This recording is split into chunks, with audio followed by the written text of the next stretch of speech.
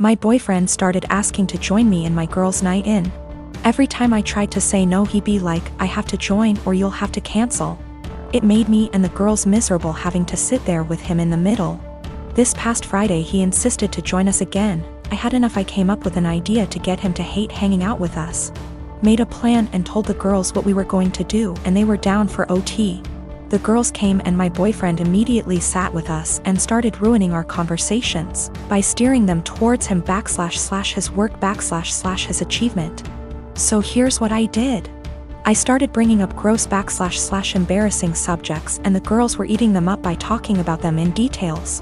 Subjects like sevks, periods, his most sensitive spot, cramp diarrhea, hairy legs, fart getting trapped in the vulva and coming out the front, squeezing shit out of our faces, cramp diarrhea, dirty underwear, and again, cramp diarrhea. We talked about this stuff in boring details, like, I could feel his discomfort without even looking at him. But God, when I turned to see why, he got quiet suddenly. He was getting red in the face, and had sweat all over his forehead.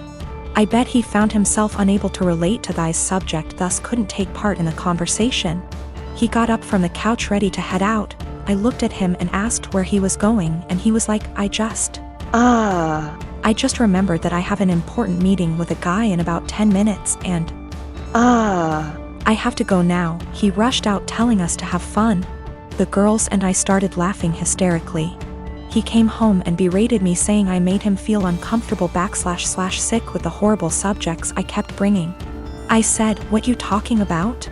This is the typical stuff girls talk about all the time, but he insisted I made him upset and caused him to leave. He declined to speak to me and been quiet since then. This is his apartment. He tells me who is and isn't allowed to come, and I thought this was fine since it's his place. Though I help with the bills, but he makes so much more as the head of security in his company, so that's that. I just can't believe how dense and blind I've been to his negative ways. He's still giving me the silent treatment, and I've decided it's just a lot to take. And so I'm temporarily moving in with one of the girls and will now be definitely reconsidering few things. I have been with my partner for 7 years. We initially met online, and after meeting in person a few times and realizing our affection for one another, we found it promising to move in together. I moved from California to Pennsylvania to be with him throughout graduate school. All was seemingly well during this time. I have never really had any reason to not trust him. I encouraged him to, very much so, to try his best to make friends, or to explore hobbies on his own outside of the various ones we share, because I have my own passions. And I found we connected most when we met in the middle through conversations about these passions, through the act of explaining or showcasing what we've taken in or learned. Throughout these 7 years, he has struggled with very low self-esteem. And though I don't necessarily think of myself as the pillar of self-love, the depth of mine doesn't reach the low perception of his self-value. Because of this, he has seen and stopped seeing both a counselor and a therapist, and has been on medication to help for the last 6 months. Things were seemingly well between us, and continued to be pretty fluid. We continued to share things, and take long walks, and were pretty open-ended about where we stood in the relationship. If one was feeling a bit of an ebb, the other would pick up more of a share, and vice versa. However, things took a bit of a dip about 2 days ago when I felt the ebb and asked him about it. Initially, he said there was really nothing wrong. And perhaps I was just feeling this way because with our schedules we haven't been able to see one another for long periods of time like we are used to, which is true.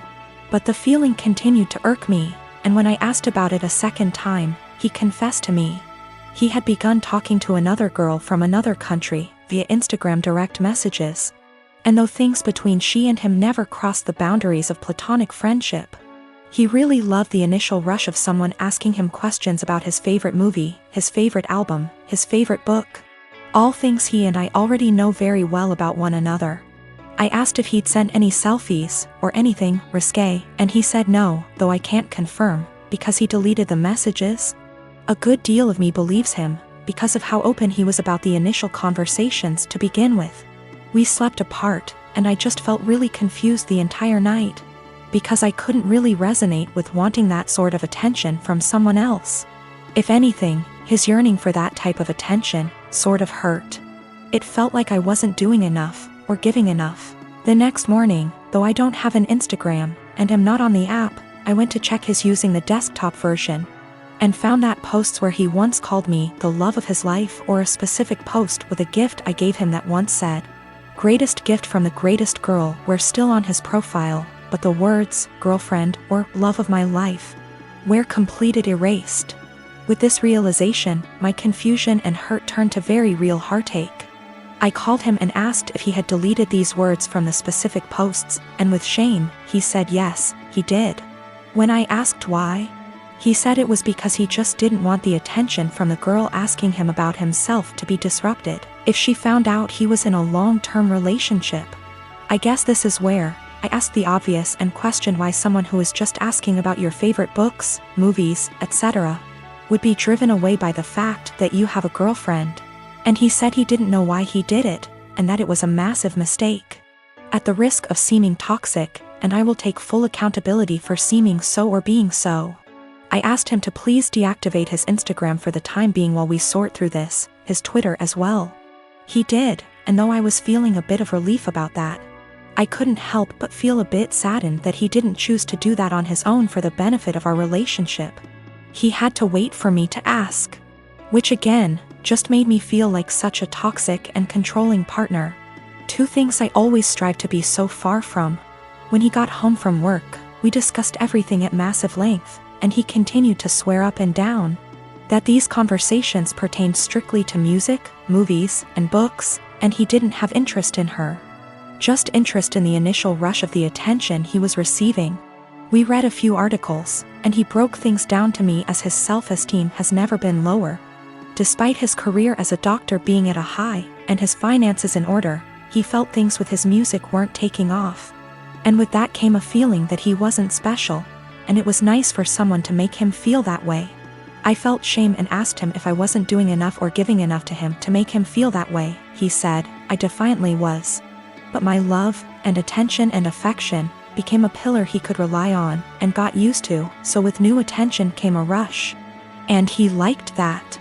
I asked him if he wanted to be single, and find that rush in dating new people. And he kept insisting that that's so far from what he wants. He wants to remain a couple, and do all he can to work on these things together. Though I can't help but correlate that feeling he enjoys with the feeling of a first date. Which hurts, of course.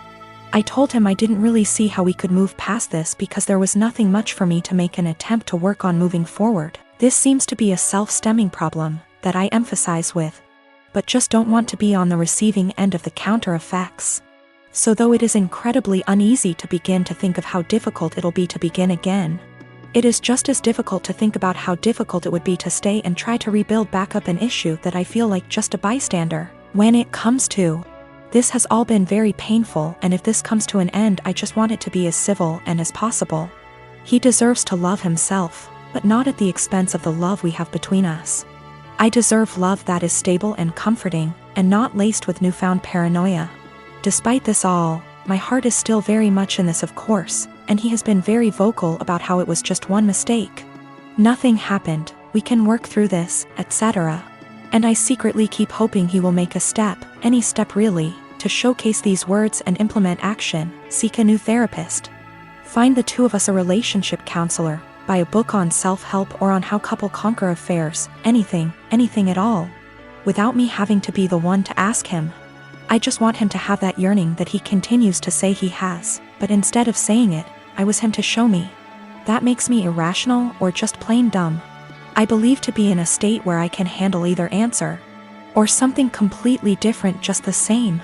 Do all think I'm blowing something completely out of proportion? Given how this was an exchange of conversation between him and another girl for just a few days, and his erasure of me on his profile was only for about 2 days? This has been a first in this relationship, this has been a first in my life, truthfully. I just felt completely vulnerable and isolated. So I am 22 years old. I don't have much knowledge about finances and stuff as I still live at home as I'm at university. I do however pay my parents about £300 a month rent, I pay my own phone plan, buy material stuff I want or need. pay out for other services like for music or whatever, and try to put as much as I can in savings whilst still keeping enough in my main account for day-to-day purchases. Currently, I am saving up for driving lessons and hope that if I pass decently, I can use some of my savings towards getting a car. I'm in my final year of uni, so I'll be done and able to work full-time when all this happens. I also decided to get a credit card so I can learn how to manage credit wisely and build some up. My credit score is good for someone of my age and circumstance, but obviously it's nothing great in comparison for other stuff. I should point out that at most I only plan on using this card with a total adding up to £100. I've stuck to that so far and only actually used it twice, with these purchases only adding up to £80, and I paid it off quickly. I do not plan on exceeding my limit anytime soon, as I've heard far too many horror stories of people just using their credit card too much cause it was handy and getting into debt. The only people I disclose this to was my dad, as my mom has the tendency to blab to my brother and sister-in-law, both 28. She happened to overhear us talking one day, and before I knew it, my brother and sister-in-law got wind and asked me if they could use it. They both admitted they had debt spurred on by excessive credit card use and thought that since I basically had nothing owed on mine, it was free money. I told them quite politely that I was really uncomfortable with that idea and that I would owe the money, and I can't magic up that kind of money. Things went quiet until a few days later they both turned up at the house. They were nice to start with, but basically started demanding I let them use the card, and they tried to manipulate my mother into guilting me into doing it.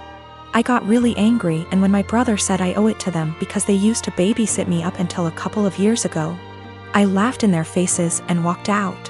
When I came home, I learned they tried to manipulate my dad and he kicked them both out. My mother then tried and he told her to go too, and she is currently staying with my brother and Sil. The only person on my side is my dad, who tells me they're all trying to take me for a ride and they're trying to manipulate me cause I'm young and they think I'm vulnerable. My brother, sister-in-law and mom on the other hand think it isn't a big deal letting someone else use my card. It's really messing with my head, and I just want everyone to stop being in an argument. My husband, Jonah, passed away unexpectedly a month ago from a stroke. I don't want to get specific about that part. It's the worst pain I've ever felt in my entire life. And I'm still not sure how I'm ever going to move on. We were married for 5 years, together for 7. The past 2 years we've been trying for a baby, but we're just getting to the point of considering IVF when he died. Jonah had a close friend in high school named Marjorie. Marjorie also ended up going to the same university as he did, and they spent a lot of time together during those college years. Jonah said that he liked Marjorie's company, but never felt anything beyond friendship with her, which I totally believe. Jonah dated other women during that period, but told me that several times Marjorie hinted that she wanted him to ask her out. She also joked about wanting him to be her plan B in case she didn't meet someone and get married by 30.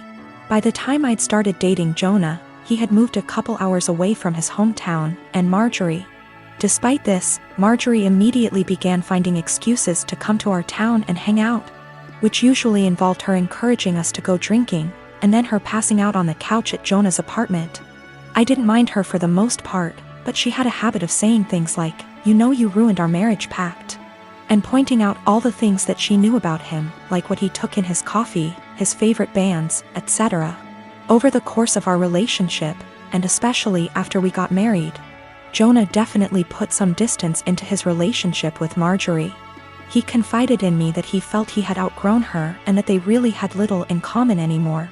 He stopped responding to her invitations to hang out as often, though he would occasionally call to catch up out of guilt, especially when she would text him or leave messages saying she was so sad he was ignoring her and the like. But now he's gone.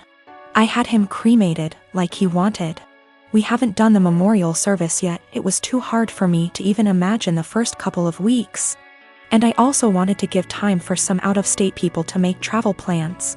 The memorial is this weekend.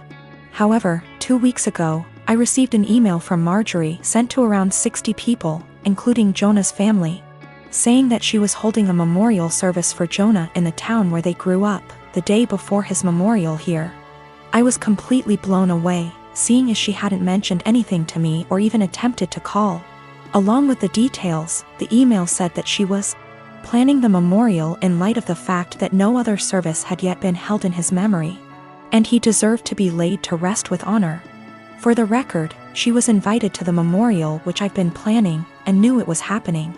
I called her, of course, and told her that while I appreciated her willingness to help with Jonah's goodbye, I was already planning a service for him that would involve all of his family and friends.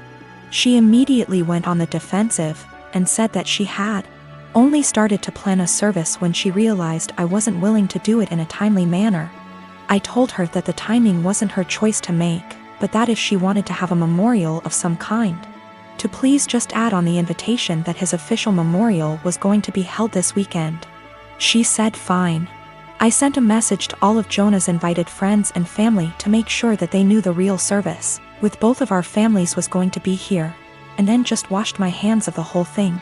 This week I received a message on Facebook from Jonah's cousin, saying that Marjorie, who has apparently blocked me on Facebook, created an event for Jonah's official memorial service, her memorial, and invited everyone she possibly could. I've been getting blown up with emails asking which day the memorial is, and where. I'm honestly furious. I don't have the emotional energy to deal with this. I ended up putting a post up on my wall, reiterating the date of his service here, and asking people to please share it. Thankfully, I think the older members of the family don't use Facebook or email very often, so most of them haven't been confused, but a lot of people now think that Marjorie's service is the real one. I called Marjorie again, asking her to add an addendum to her event saying that his actual memorial was going to be here. She told me that Jonah would have wanted it this way, and that if I couldn't appreciate her efforts, I wasn't invited to say goodbye to Jonah. I told her that was fine, seeing as I'd already said goodbye to Jonah when I held him as he died. She hung up. Apparently she's now spreading information to her mutual friends with Jonah, saying that he was planning on leaving me because I wasn't able to conceive. She also said that we had approached her to carry a baby for us, all absolute lies. His cousin sent me a screenshot of a text where she said that Jonah always thought we would have the cutest baby together, and that angry widow doesn't understand how much he wants children. I'm at a loss as to what to do. I don't care what she says about me, but she's now tarnishing my husband's memory, especially saying that he wanted to divorce. Jonah would never have left me, and anyone that knows him at all knows that we were committed to each other above all else. I need to figure out how to tell this woman to off without encouraging her to spread more lies. And I also want to just forget the whole thing and crawl in bed and never get up again.